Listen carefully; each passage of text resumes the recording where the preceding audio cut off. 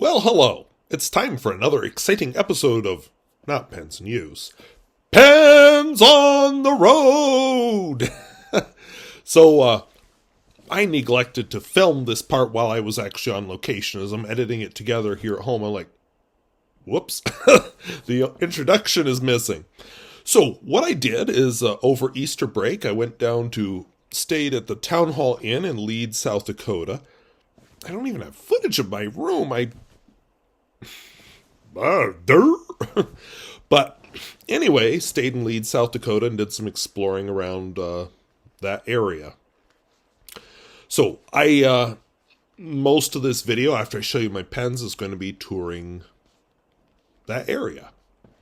So somebody asked, because I did upload a lot of shorts while doing it, what I took my pens in. It's this case. It's probably fake leather. It holds 4 pens, and then I had an additional pen in my pocket. I don't know what brand it is. I think it was given to me, and there is no branding on it whatsoever. So, that's what I travel with. It's not my full collection of pens.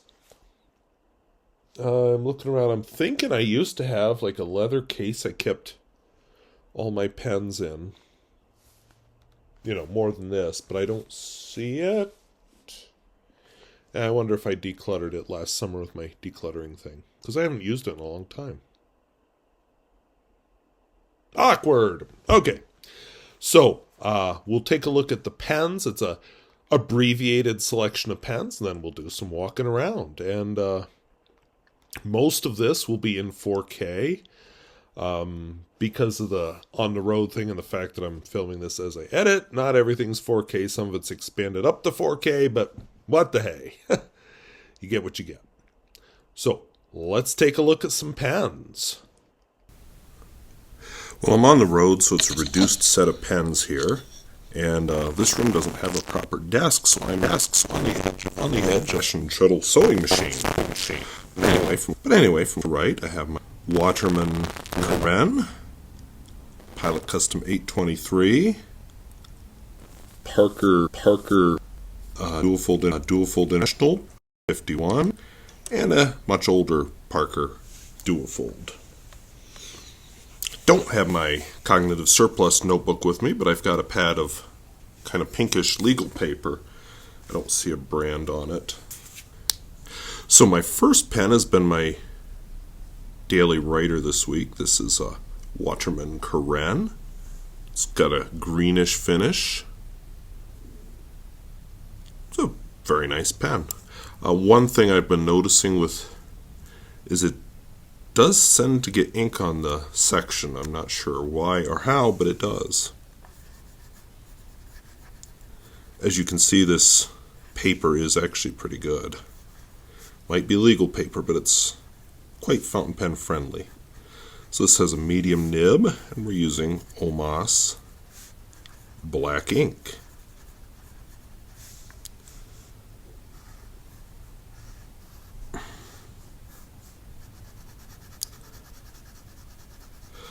One thing I'm finding is using this at school, on school paper, the medium nib is just a little too broad for that paper, and it does soak through.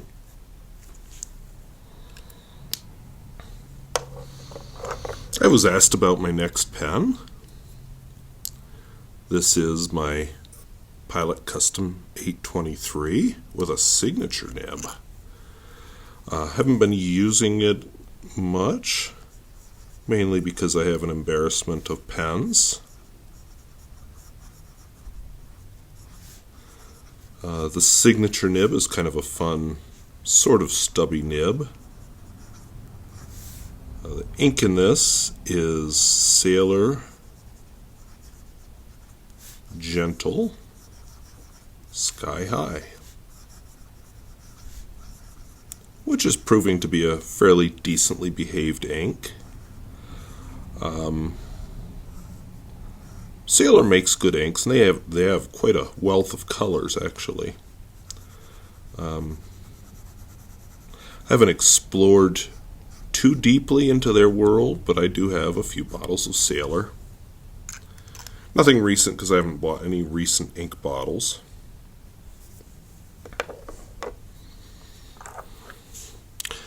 Then we have my Parker Dual Fold International, also with a medium nib. Another Sailor ink.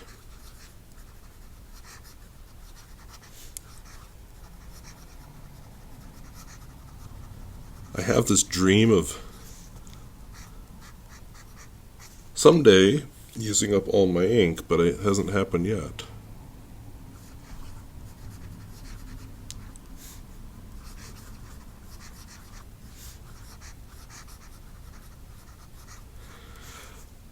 This is a nice, bright, cheery orange ink. I really enjoy it. I'd say I'd replace it when it goes empty, but Sailor is no longer making this whole series of inks. And then I get to my Parker 51.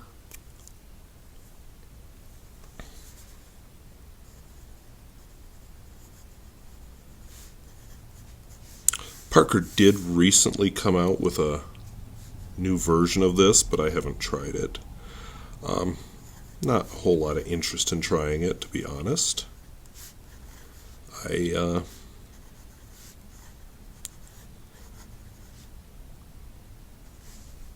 don't, well,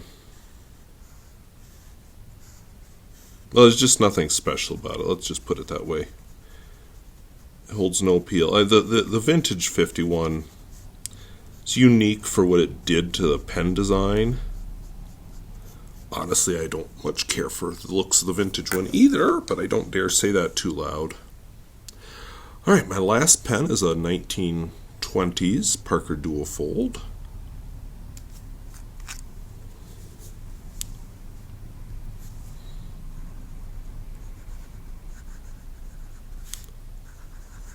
It's a Dual Fold Streamline Junior.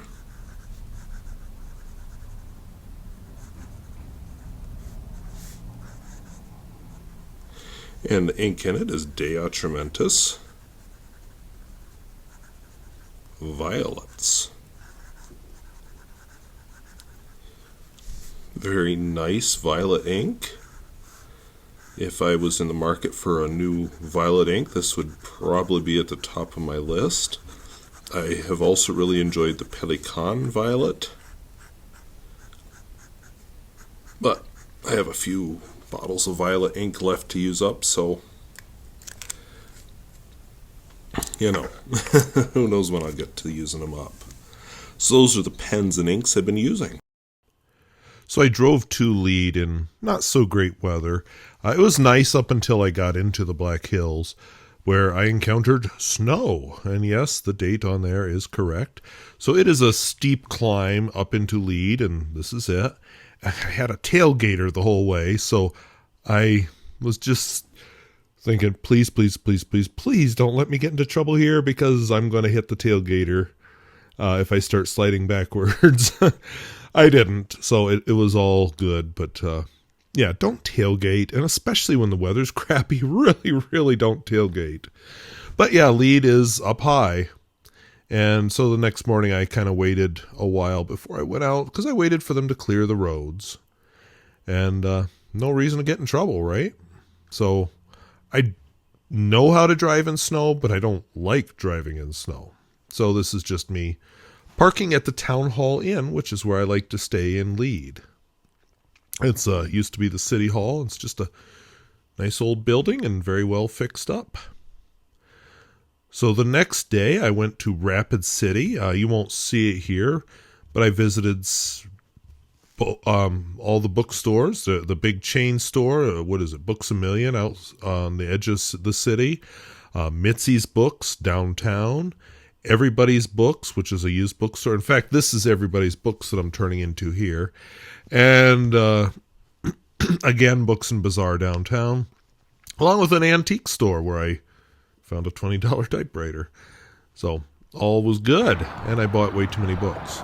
Now, this is from a previous year, but I didn't make a video, so this is a Saab Museum in Sturgis, South Dakota, that I visited on a previous version of this trip. And it's basically a guy's personal collection of Saab cars and other paraphernalia. And some very famous people have been attached to this Saab Museum, which, fun fact, I used to want a Saab. I really liked the redesigned Saab 900. Never got one. I mean, I was a high schooler when all this happened, so it was not meant to be. And I'm perfectly happy with my Toyota Camry now, but I still think Saabs look cool, so I enjoyed the chance to visit it. The lady that was there when I came in was quite a talker. She gave me a lot of details about the museum and people who'd visited and stories of the different cars. So be prepared for that if you visit. But Sturgis, South Dakota is where you find this. And yes, this is a Saab rowboat. Yes, this is a Saab camper. Saab experimented with a few things. I don't believe they make any cars now. I think Saab is now just... I think they still do some aircraft stuff. But no longer any of the cars. So, yeah, that's the camper that they used to make. I guess didn't make very many. And some of the cars are a work in progress, but they're on display. I found the horns interesting on that one. And it's always interesting, you know, you see how little these old cars really were. I don't think those are Saabs, are they? Now I wish I could go back there and just pull up. What the hell is that thing? But anyway, lots and lots of Saabs. You could spend a couple hours looking at Saabs. Jerry Seinfeld is a... Whoops, I just threw my glasses off my face. Jerry Seinfeld apparently has something to do with Saab as well. And we're coming up on a really cool Saab that was used to test for excuse me, icy conditions on airport runways. Yeah, this one. And I'll show you how it did it. But it would just test the friction on the airport runway, which is wild. Yeah, by dropping that wheel down. Very cool. And it was a Saab. And so elsewhere in the museum, there's a Saab police car from Colorado. Because some town in Colorado had those. So then I moved on. This is me driving out of Lead, South Dakota the next day. And as you can see, this is 2 days after the snow. One day, anyway, after my Rapid City trip. Still snow. The streets were dry, but snow in the hills. But as you got to lower elevations, because Lead is quite high elevation, there was no snow. But I'm headed here. They're doing massive road construction throughout the Black Hills. I was scared they were going to ruin it and turn it all into 4 lanes, but it doesn't seem to be the case. But I went to Hill City, South Dakota, which is near Mount Rushmore. Hill City is a town of just under 1,000 people, but you'd never know it from the main street because tourism. A lot of the businesses say that they're not open till like May 15th. My favorite thing about it was this museum that I discovered. Run by, the U.S. Geological Survey, I think. Anyway, they had a lot of dinosaur stuff there. All kinds of fossils and casts and so on. A lot of minerals from the Black Hills. All packed into a very small space. So it's a very dense museum. But I have a card now where I can get in for free any day this summer. After this year it expires, but I think I'm going back because I want to explore it some more. But just the density of these different sculptures and bones and remains of different dinosaurs and prehistoric life. It is something to see. And it seems like it's an old auditorium that it's in. I'm not quite clear what its purpose was. But the fact that you're seeing all this footage is a sign that I really, really got something out of this tour. Almost too much to take in one go. And you look up, you look down, it's all over where these bones are. But and then there's some models of like baby woolly mammoths and things. I keep expecting a certain set of bones to appear here. Well, not yet, but there's a baby woolly mammoth skeleton. So that's cute. They are within reach and easily touchable. Of course, you don't touch them. Here's a bird skeleton. And this was just interesting. There's a Tyrannosaurus Rex carrying the skeleton of a baby Triceratops around. No, not to take care of it, I'm sure. And this is outside the museum.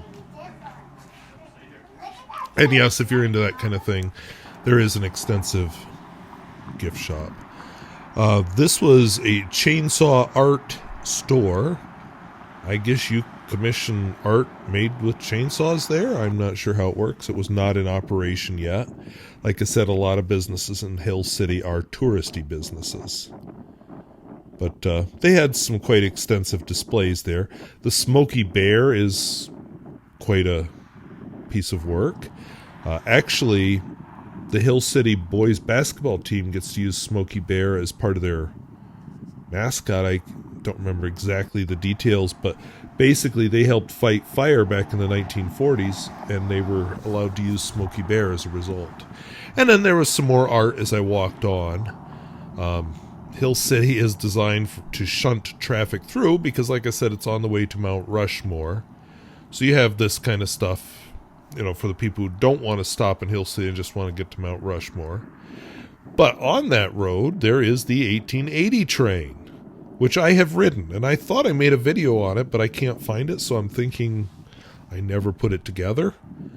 But it's a steam locomotive that makes multiple trips during the day up into the Black Hills, over to Keystone, South Dakota. This is one of the engines. There's some diesel engines there, the switcher you saw. This one actually featured in the movie Dances with Wolves. Just a lot to see there. So, I wasn't planning to go to Mount Rushmore. I have some objections to Mount Rushmore, which we don't need to get into here because this is a happy, positive video, but I thought, I'd at least go past it because I had always been a little curious about Keystone, wanted to explore it, and I thought maybe if we could get a side view of Mount Rushmore for free, we'll do that, but I never did get that side view, and that's okay. But it's quite a climb up to Mount Rushmore. Beautiful drive. Nothing along the way.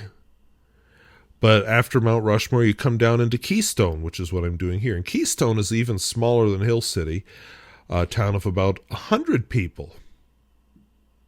Yeah, this has about 100 people. And I had always thought Keystone was just this big tourist fest and, staffed by workers who drive in from Rapid City. There is a bit more to it, which I discovered as I explored. Because I just decided I'm going to drive back into Keystone and see what else is there. But first I had to have an extensive drive down it. But yeah, it's a lot of tourist businesses. I don't find these kind of businesses all that interesting. But that's me, you do you. This kind of thing does appeal to a certain number of people. And, having the places to eat would be something that would appeal to me about a tourist town. And this would be part of why I might not be interested in living in the Black Hills, is the tourism. I don't live in a tourist town. So this is me getting off and getting back into where more of the normal people of of Keystone actually live. There's still tourist businesses back here. Not as many. I noticed small trailer parks, individual houses. Not really that many really great houses. Maybe there are some, just I didn't see them. But anyway, it was kind of reassuring to know that there was more to see in Keystone than I had thought for all these years. And then it turned out I had actually been back in here before. I came to a cave at the end of this trip, and I can't remember if I'm including it in the video here, but there was a cave. Is it called the Keystone Caverns? Anyway, a big cave.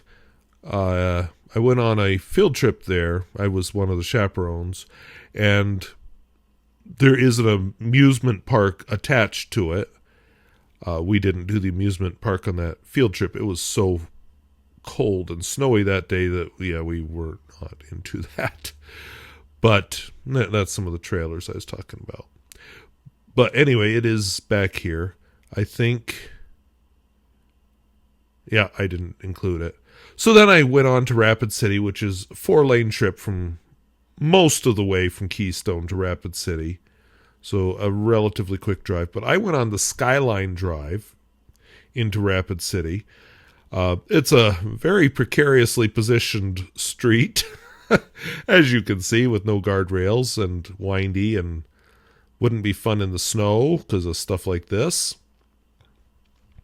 But I've got a destination here that I have visited several times, and I don't know why I'm so fascinated with this place, but I am.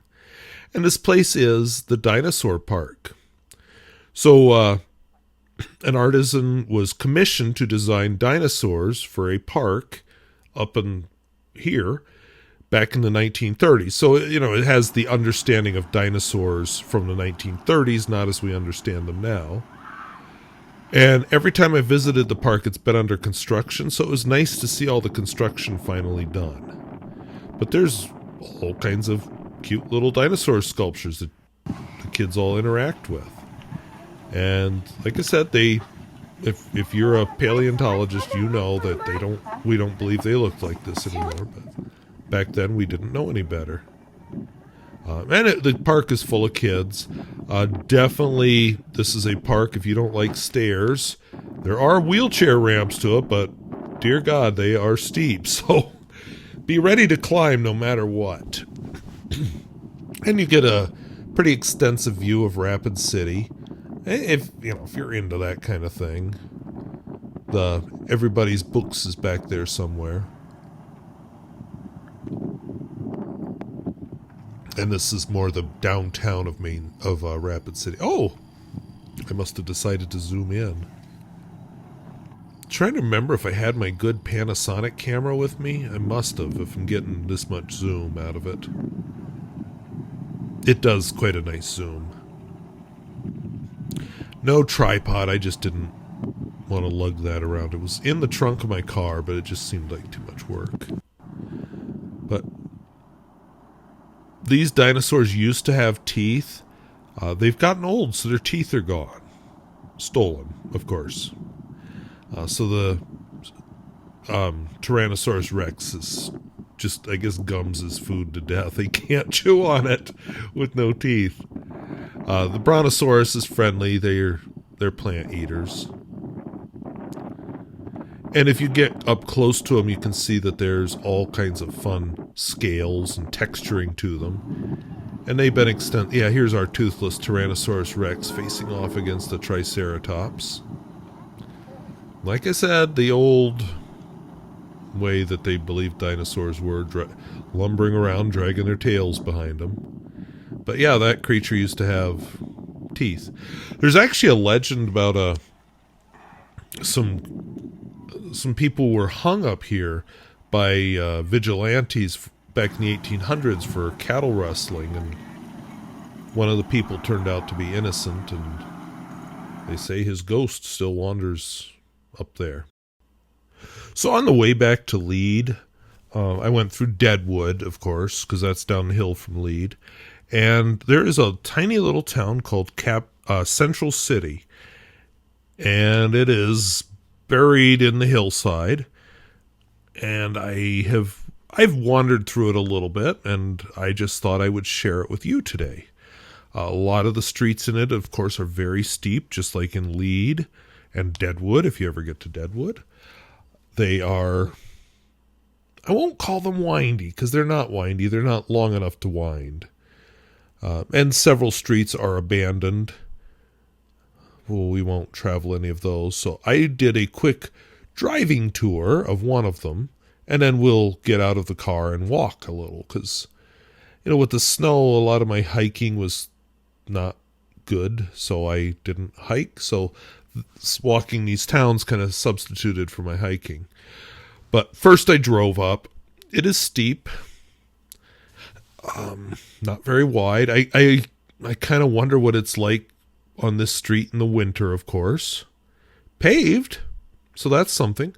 Central City used to have a school that's now abandoned. I don't know what it's used for, but there it sits. And then you kind of squeeze past it. And I was starting to wonder, ooh, what if this just stops? And then what do I do? But it didn't. There was a interesting little loop here at the end. So I looped around. And, yeah, that person's right by the road. Not going any further that way, obviously. But I also kind of wondered, you know, what do houses go for in a place like Central City? It's close to Deadwood. It's close to Lead. You got all kinds of entertainment there, and it's not that bad to get to Rapid City from there. So, don't know. But there's the back side of the school now. And there was something going on, because there were a lot of people at the, I don't know, bar/casino that I parked in front of. So, I don't know, I guess that's what you do for fun on Friday. Yeah, this would have been Saturday I did this. Saturday night when you're in Central City, South Dakota.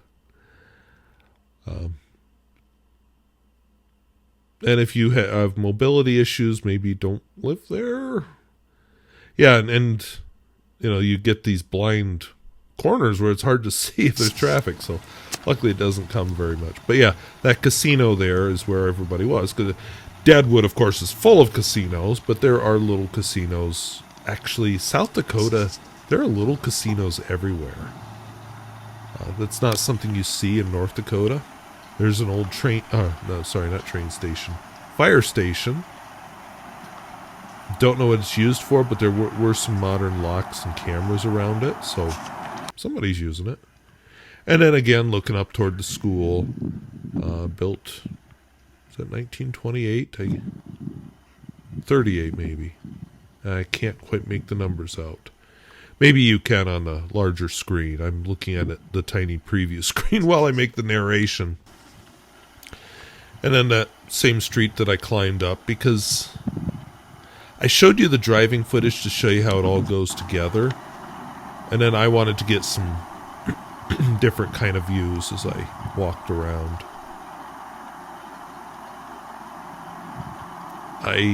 Looking at that bare mountainside, I'm not sure if that's fire or if that's left over from the old gold mine. Oh, I should edit that out. And that was just a cool looking building. I couldn't tell that it was used for anything. It looked like it was at one time. There was a lot of junk in it. Neat looking old church, but as I looked closer at it, I saw, oh yeah, this church is not in good shape. So I don't think I'd want to hold services in a church like that. Cool looking though, if somebody could fix it up. But yeah, you can see the side is kind of bowing out on it. But they have tried to repaint it, so at least that side. I don't know. There's a lot of old buildings in the Black Hills. And I like to see old buildings saved if possible. And then the end of this, we're just going to close out. This is going back into Lead. So I hope you enjoyed my little tour. This took me longer to put together than I thought it was going to. This was quite an undertaking, assembling all of this. I enjoy doing it, but it happened to fall right on top of State Science Olympiad, which is just, holy cow, was that the wrong time to do this. The trip was good. But the video, I should have just held off and said, nope, we're not going to get to this till after State Science Olympiad. So here I am 1 week later after State Science Olympiad, finally getting to this video. 5th in the state, by the way, no big whoop. There's the new City Hall in Lead. You can wander around the channel. I do have other videos where I've walked the streets of Lead. This time I did not. I actually walked other places more. Usually I walk around Lead, so I'm not sure why I didn't this time, but I didn't. It's, the main street in Lead is actually rather sparse. There aren't a lot of businesses on it. There are businesses, but just not very many of them, which, you know, the Lead suffers because it's got its famous cousin down the hill, Deadwood. Deadwood is much smaller, but has all the businesses because that's where all the casinos are, and people are coming to gamble. And up here, it's just, well, let's go look at this old town while we're here. And, you know, Lead suffers as a result. And the parking is steep. People don't like that. Yeah, there's like a pharmacy. There might be a pharmacy at the top of the hill because there's a well, there is a gas station up there. There's a hardware store and grocery store up at the top of the hill, so maybe that's where the pharmacy is. But anyway, this is where I get off. This is the Town Hall Inn. I included this just so you can experience streets of Leeds. So I want to thank you for coming along with me on this journey, and expect more. I have some tours of North Dakota towns and other places that I'd like to take you. So thank you for watching. We'll talk to you later. Bye-bye.